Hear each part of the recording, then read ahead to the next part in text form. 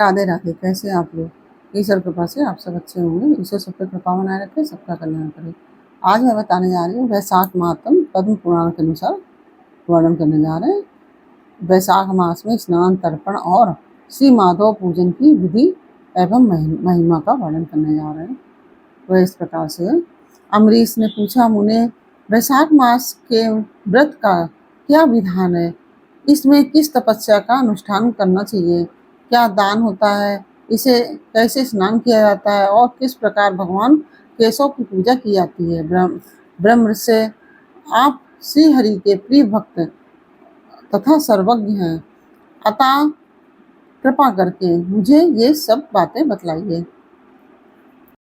नारद जी ने कहा, साधु श्रेष्ठ, सुनो, वैशाख मास में जब सूर्य मेष राशि पर चले, वैशाख मास में जब सूर्य मेष राशि पर चले जाए तो किसी बड़ी नदी में, नदी रूप तीर्थ में, नद में, सरोवर में, झरने में, देवकुंड में, स्वतः प्राप्त हुए किसी भी जलाशय में, बावड़ी में अथवा कुएं आदि पर जाकर नियम पूर्वक भगवान श्री विष्णु का स्मरण करते हुए स्नान करना चाहिए।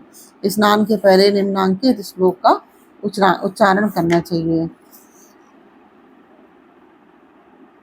यथा ते माधवो मासो वल्लभो मधुसूदन, प्रातः स्नानेन में तस्मिन् फलदा पापः भव।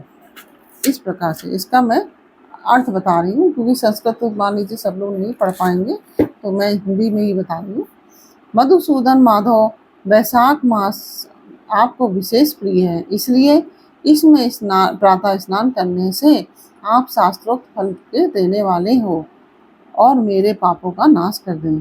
इस प्रकार कहकर मौन भाव से उस तीर्थ के किनारे अपने दोनों पैर धो लें, फिर भगवान नारायण का स्मरण करते हुए विधि पूर्वक स्नान करें। स्नान की विधि इस प्रकार है। विद्वान पुरुष को मूल मंत्र पढ़कर तीर्थ की कल्पना कर लेनी चाहिए। ओम नमो नारायणाय, यह मंत्र ही मूल मंत्र कहा गया है। पहले हाथ में कुश लेकर विधि पूर्वक आचमन करें तथा मन और इंद्रियों को संयम में रखते हुए बाहर भीतर से पवित्र रहें। फिर 4 हाथ का चौकोर मंडल बनाकर उसमें निम्नांकित मंत्रों द्वारा भगवती श्री गंगा जी का आह्वान करें। गंगे, तुम भगवान विष्णु श्री विष्णु के चरणों से प्रकट हुई हो। श्री विष्णु ही तुम्हारे देवता हैं, इसलिए तुम्हें वैष्णवी कहते हैं। देवी, तुम जन्म से लेकर मृत्यु तक समस्त पापों से मेरी रक्षा करो। स्वर्ग, पृथ्वी और अंतरिक्ष में कुल 3.5 करोड़ तीर्थ हैं, ऐसा वायु देवता का कथन है। माता जानवी, वे सभी तीर्थ तुम्हारे अंदर मौजूद हैं।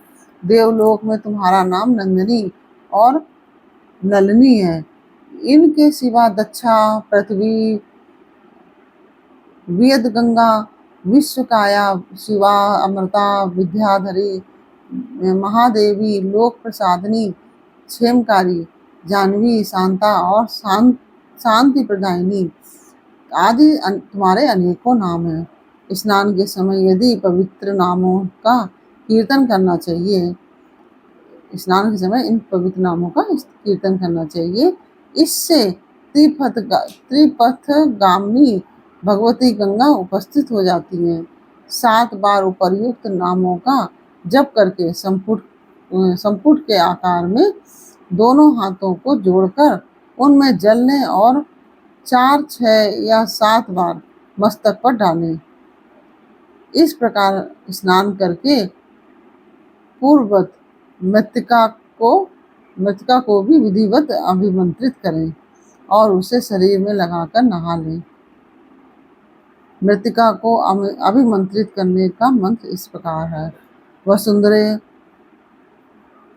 तुम्हारे ऊपर अश्व और रथ चला करते हैं। भगवान श्री विष्णु ने भी वामन अवतार धारण करके तुम्हें एक पैर से नापा था।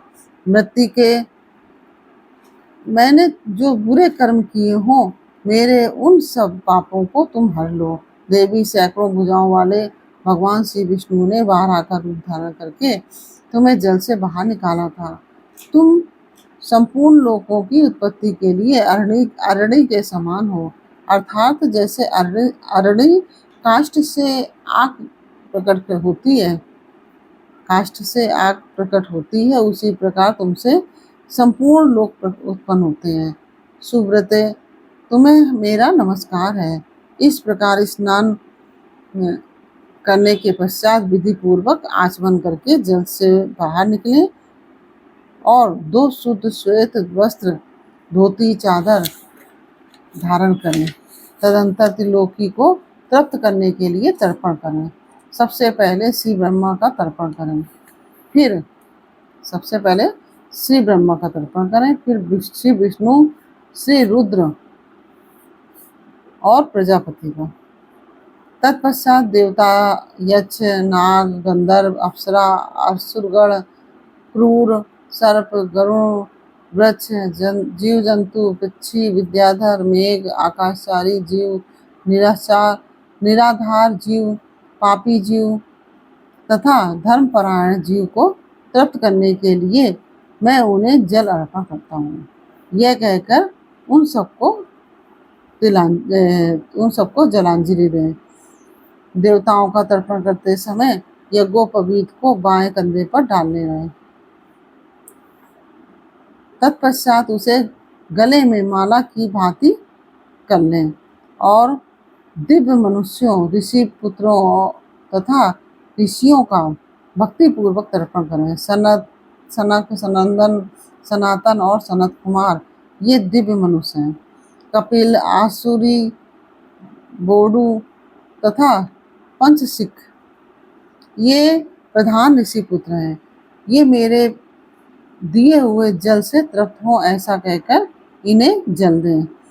इस प्रकार मरीचि, अत्रि, अंगिरा, पुलत्स्य, पुलह, क्रतु, प्रचेता, वशिष्ठ, नारद तथा अन्य देवर्षियों एवं ब्रह्म ऋषियों का अक्षत सहित जल के द्वारा तर्पण करें। इस प्रकार ऋषि तर्पण करने के पश्चात यज्ञोपवीत को दाएं कंधे पर करके बाएं घुटने को पृथ्वी पर टेक कर बैठें। फिर अग्निस्वात, सौम्य, हविष्मान, उष्मप, कव्यवाट, अनल, बहिर्सद, पिता, पितामह आदि तथा मातामह आदि सब लोगों का विधिवत तर्पण करके निम्नांकित मंत्र का उच्चारण करें। जो लोग मेरे बांधव ना हो, जो मेरे बांधव हो तथा जो दूसरे किसी जन्म में मेरे बांधव रहे हों, वे सब मेरे दिए हुए जल से तृप्त हों। उनके सिवा और भी जो कोई प्राणी मुझसे जल की अभिलाषा रखते हों, वे भी तृप्ति लाभ करें। यूं कहकर उनकी तृप्ति के उद्देश्य से जल गिराना चाहिए। तत्पश्चात विधि पूर्वक आचमन करके अपने आगे कमल की आकृति बनावे और सूर्य देव के नामों का उच्चारण करते हुए अक्षत, फूल, लाल चंदन और जल के द्वारा उन्हें यत्न पूर्वक अर्घ्य दें। अर्घ्यदान का मंत्र यह है, इस प्रकार से है। भगवान सूर्य आप विश्व रूप और ब्रह्म स्वरूप हैं। इन दोनों रूपों में आपको नमस्कार है। आप सहस्त्रों किरणों से सुशोभित और सबके तेज रूप हैं। आपको सदा नमस्कार है। भक्त वत्सल रुद्र रूपधारी आप परमेश्वर को बारंबार नमस्कार है। कुंडल और अंगद आदि आभूषणों से विभूषित पद्मनाभ आपको नमस्कार है। भगवान आप सोए हुए मनुष्य संपूर्ण लोकों को जगाने वाले हैं। आपको मेरा प्रणाम है। आप सदा सबके पाप को देखा करते हैं। सत्यदेव आपको नमस्कार है। भास्कर मुझ पर प्रसन्न होइए। दिवाकर आपको नमस्कार है। प्रभाकर आपको नमस्कार है। इस प्रकार सूर्यदेव को नमस्कार करके 7 बार उनकी प्रदक्षिणा करें। फिर द्विज, गौ और सुवर्ण का स्पर्श करके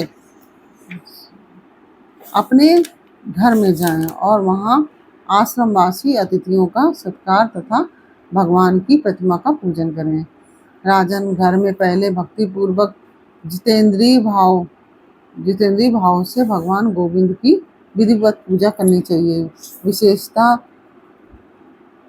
वैशाख के महीने में जो मधुसूदन का पूजन करता है, उसके द्वारा पूरे एक वर्ष तक श्री माधव की पूजा संपन्न हो जाती है। वैशाख मास आने पर जब सूर्यदेव मेष राशि में स्थित हो, तो श्री केशव की प्रसन्नता के लिए उनके व्रतों का संचय करना चाहिए। अपने अभीष्ट की सिद्धि के लिए अन्न, जल, शक्कर, धेनु तथा तिल की धेनु आदि का दान करना चाहिए। इस कार्य में धन की कंजूसी उचित नहीं है। जो समूचे वैशाख भर प्रतिदिन सवेरे स्नान करता है, जितेंद्रिय भाव से रहता, भगवान का नाम जपता तथा और हविष्य भोजन करता है, वह सब पापों से मुक्त हो जाता है। जो वैशाख मास में आलस त्याग कर एक भुक्त 24 घंटे में एक बार भोजन, नक्त वक्त यानी कि केवल रात में एक बार भोजन अथवा अयाचित व्रत का मतलब होता है बिना मांगे मिले हुए अन्न का एक समय भोजन करता है, वह अपनी संपूर्ण अभिष्ट वस्तुओं को प्राप्त कर लेता है। वैशाख मास में प्रतिदिन 2 बार गांव से बाहर नदी के जल में स्नान करना, हविष्य खाकर रहना, ब्रह्मचर्य का पालन करना, पृथ्वी पर सोना, नियम पूर्वक रहना, दान, व्रत, जप, होम और भगवान मधुसूदन की पूजा करना, ये नियम हजारों जन्मों के भयंकर पापों को भी हर लेते हैं। जैसे भगवान माधव ध्यान करने पर सारे पाप नष्ट कर देते हैं, उसी प्रकार नियम पूर्वक किया हुआ माधव मास का स्नान भी समस्त पापों को दूर कर देता है। प्रतिदिन तीर्थ स्नान, तिलों द्वारा पितरों का तर्पण, धर्म घट आदि का दान और मधुसूदन का पूजन, ये भगवान को संतोष प्रदान करने वाले हैं। वैशाख मास में इनका पालन अवश्य करना चाहिए। वैशाख में तिल, जल, सुवर्ण, अन्न, शक्कर, वस्त्र, गौ, जूता, छाता, कमल या शंख तथा घड़े, इन वस्तुओं का ब्राह्मणों को दान करें। तीनों संध्याओं के समय एकाग्रचित हो विमल स्वरूपा साक्षात भगवती लक्ष्मी के साथ परमेश्वर श्री विष्णु का भक्तिपूर्वक पूजन करना चाहिए। सामयिक फलों से भक्तिपूर्वक श्री हरि का पूजन करने के पश्चात यथाशक्ति ब्राह्मणों की भी पूजा करनी चाहिए। पाखंडियों से वार्तालाप नहीं करना चाहिए। जो फूलों द्वारा विधिवत अर्चन करके श्री मधुसूदन की आराधना करता है, वह सब पापों से मुक्त हो परम पद को प्राप्त हो जाता है। श्री नारद जी कहते हैं, राजेंद्र सुनो, मैं संक्षेप से माधव के पूजन की विधि बतला रहा हूँ। महाराज, जिनका कहीं अंत नहीं है, जो अनंत और अपार है, उन भगवान अनंत की पूजा विधि का अंत नहीं है। श्री विष्णु का पूजन 3 प्रकार का होता है, वैदिक, तांत्रिक तथा मिश्र। तीनों के ही बताए हुए विधान से श्री हरि का पूजन करना चाहिए। वैदिक और मिश्र पूजन की विधि ब्राह्मण आदि 3 वर्णों के ही लिए बताई गई है, किंतु तांत्रिक पूजन विष्णु भक्त शूद्र के लिए भी विहित है। साधक पुरुष को उचित है कि शास्त्रोक्त विधि का ज्ञान प्राप्त करके एकाग्रचित हो ब्रह्मचर्य पालन करते हुए श्री विष्णु का विधिवत पूजन करें। भगवान की प्रतिमा 8 प्रकार की मानी गई है। शिलामयी, धातुमयी, लोहे की बनी हुई, लीपने योग्य, मिट्टी की बनी हुई, चित्रमयी, बालू की बनाई हुई, मनोमयी तथा मणिमयी। इन प्रतिमाओं की प्रतिष्ठा यानी कि स्थापना 2 प्रकार की होती है, एक चल प्रतिष्ठा और दूसरी अचल प्रतिष्ठा। राजन, भक्त पुरुष को चाहिए कि वह जो कुछ भी सामग्री प्राप्त हो उसी से भक्ति भाव के साथ पूजन करें। और प्रतिमा पूजन में स्नान और अलंकार ही अभिष्ट है। अर्थात भगवत विग्रह को स्नान कराकर, मतलब जो प्रतिमा है वो विग्रह को स्नान कराकर पुष्प आदि से श्रृंगार कर देना ही प्रधान सेवा है। श्री कृष्ण में भक्ति रखने वाला मनुष्य यदि केवल जल भी भगवान को अर्पण करे तो वह उनकी दृष्टि में श्रेष्ठ है। फिर गंध, धूप, पुष्प, दीप और अन्न आदि का नैवेद्य अर्पण करने पर तो कहना ही क्या है। पवित्रता पूर्वक पूजन की सारी सामग्री एकत्रित करके पूर्वाग्र कुशों का आसन बिछाकर उस पर बैठे। पूजन करने वाले का मुख उत्तर दिशा की ओर और प्रतिमा के सामने हो। फिर पाद अर्ध स्नान तथा आहरण आदि उपचारों की व्यवस्था करें। उसके बाद कणिका और केसर से सुशोभित अष्टदल कमल बनावे और उसके ऊपर श्री हरि के लिए आसन रखे। तदंतर चंदन, उसीर, खस, कपूर, केसर तथा अर्गजा से सुवासित जल के द्वारा मंत्र पाठ पूर्वक श्री हरि को स्नान कराएं। वैभव हो तो प्रतिदिन इस तरह की व्यवस्था करनी चाहिए। स्वर्ण धर्म नामक अनुवाक, महापुरुष, विद्या सहस्त्र शीर्षा आदि पुरुष सूक्त तथा साम वेदोक्त निराजना आदि मंत्रों द्वारा श्री हरि को स्नान कराए। तत्पश्चात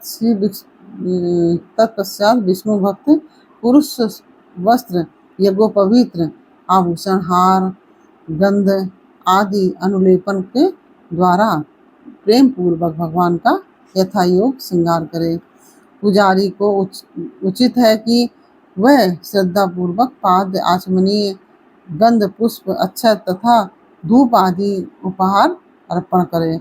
उसके बाद गुड़, खीर, घी, पूड़ी, मालपुआ, लड्डू, दूध और दही आदि नाना प्रकार के नैवेद्य निवेदन करे। पर्व के अवसरों पर अंगराग लगाना, दर्पण दिखाना, दंत धावन कराना, अभिषेक करना, अन्न आदि के बने हुए पदार्थ भोग लगाना, कीर्तन करते हुए नृत्य करना और गीत गाना आदि सेवाएं भी करनी चाहिए। संभव हो तो प्रतिदिन ऐसी ही व्यवस्था रखनी चाहिए। पूजन के पश्चात इस प्रकार ध्यान करें, भगवान श्री विष्णु का शिव विग्रह श्याम वर्ण एवं तपाए हुए जाम्बुनद नामक सुवर्ण के समान तेजस्वी है। भगवान के शंख, चक्र, गदा और पद्म से सुशोभित 4 भुजाएं हैं। उनकी आकृति शांत है। उनका वस्त्र कमल के केसर के समान पीले रंग का है। वे मस्तक पर किरीट, दोनों हाथों में कड़े, गले में यज्ञोपवीत तथा अंगुलियों में अंगूठी धारण किए हुए हैं। उनके वक्षस्थल में श्री वत्स का चिन्ह है। कौस्तुभ मणि उनकी शोभा बढ़ाता है तथा वे वनमाला धारण किए हुए हैं। इस प्रकार ध्यान करते हुए पूजन समाप्त करके घी में डुबोई हुई समधाओं तथा हविष्य द्वारा अग्नि में हवन करें। आज भाग तथा आधार नामक आहुतियां देने के पश्चात व्रतपूर्ण हविष्य का होम करें। तदंतर पुनः भगवान का पूजन करके उन्हें प्रणाम करें और पार्षदों को नैवेद्य अर्पण करें।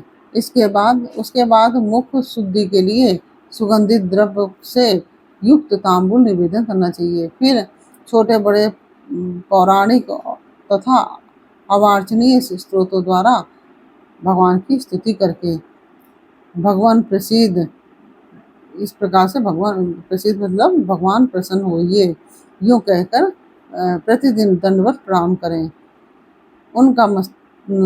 अपना मस्तक भगवान के चरणों में रखकर दोनों भुजाओं को फैलाकर परस्पर मिला दें और इस प्रकार कहें, परमेश्वर, मैं मृत्यु रूपी ग्रह तथा समुद्र से भयभीत होकर आपकी शरण में आया हूँ, आप मेरी रक्षा कीजिए। तदंतर भगवान को अर्पण की हुई प्रसाद माला आदि को आदरपूर्वक सिर पर चढ़ाएं और यदि मूर्ति विसर्जन करने योग्य हो तो उसका विसर्जन भी करें। ईश्वरीय ज्योति को आत्म ज्योति में स्थापित कर लें। प्रतिमा आदि में जहाँ भगवान का चरण हो वहीं श्रद्धापूर्वक पूजन करना चाहिए तथा मन में यह विश्वास रखना चाहिए कि जो संपूर्ण भूतों में तथा मेरे आत्मा में भी रमे रहे हैं वे ही सर्वात्मा परमेश्वर इस मूर्ति में विराजमान हैं। इस प्रकार वैदिक तथा तांत्रिक क्रिया योग से मार्ग में जो भगवान की पूजा करता है वह सब ओर से अभीष्ट सिद्धि को प्राप्त होता है। श्री विष्णु प्रतिमा की स्थापना करके उसके लिए सुदृढ़ मंदिर बनवाना चाहिए तथा पूजा कर्म की सुव्यवस्था के लिए सुंदर फुलवाड़ी भी लगवानी चाहिए। बड़े बड़े पर्वों पर तथा प्रतिदिन पूजा कार्य का भली भांति निर्वाह होता रहे, इसके लिए भगवान के नाम से खेत, बाजार, कस्बा और गांव आदि भी लगा देने चाहिए। यूं करने से मनुष्य भगवान के सायुज्य को प्राप्त होता है। भगवत विग्रह की स्थापना करने से सार्वभौम यानी कि सम्राट के पद को, मंदिर बनवाने से तीनों लोकों के राज्य को,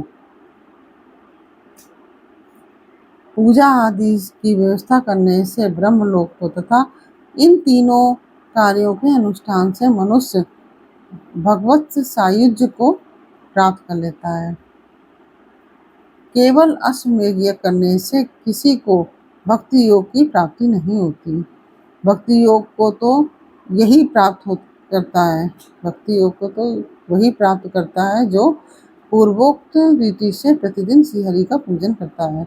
राजन, वही शरीर शुभ कल्याण का साधक है जो भगवान श्री कृष्ण को साष्टांग प्रणाम करने के कारण धूलि दूषित हो रहा है। नेत्र भी वे ही अत्यंत सुंदर और तपा शक्ति से संपन्न है जिनके द्वारा श्री हरि का दर्शन होता है। वही बुद्धि निर्मल और चंद्र तथा शंख के समान उज्जवल है जो सदा श्री लक्ष्मीपति के चिंतन में संलग्न रहती है तथा वही जिह्वा मधुर भाषणी है जो बारंबार भगवान नारायण का स्तवन किया करती है। स्त्री और शूद्रों को भी मूल मंत्र के द्वारा श्री हरि का पूजन करना चाहिए तथा अन्य वैष्णवजनों को भी गुरु की बताई हुई पद्धति से श्रद्धापूर्वक भगवान की पूजा करनी उचित है। राजन, यह सब प्रसंग मैंने तुम्हें बता दिया। श्री माधव का पूजन परम पावन है। विशेषता वैशाख मास में तुम इस प्रकार पूजन अवश्य करना। सूत जी कहते हैं, महर्षिगण इस प्रकार पत्नी सहित मंत्र वेदता महाराज अम्बरीश को उपदेश दे उनसे पूजित हो विदा लेकर देवर्षि नारद वैशाख मास में गंगा स्नान करने के लिए चले गए। लोक में जिनका पावन सुगस फैला हुआ था उन राजा अम्बरीश ने भी मुनि की बताई हुई वैशाख मास की विधि का पूर्ण बुद्धि से पत्नी सहित पालन किया। इस प्रकार से यह अध्याय पूर्ण हुआ। यह अध्याय आपको कैसा लगा यह मुझे कमेंट बॉक्स में अवश्य बताइए। अच्छा लगा हो तो वीडियो को लाइक शेयर अवश्य कीजिए और कमेंट में राधे राधे अवश्य लिखिए। आप जय श्री कृष्ण भी लिख सकते हैं, श्री हरि विष्णु भी लिख सकते हैं, जो आपकी इच्छा हो वो लिखिए। और फिर मिलते हैं आपसे अगले अध्याय में, अगले वीडियो में। तब तक के लिए राधे राधे, जय श्री कृष्ण।